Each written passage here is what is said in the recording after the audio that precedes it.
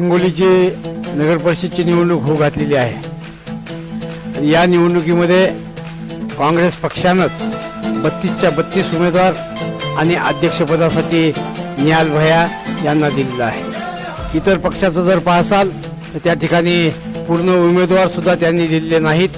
म्हणून आपण सर्वजण काँग्रेसच्या पाठीमागे उभं राहा।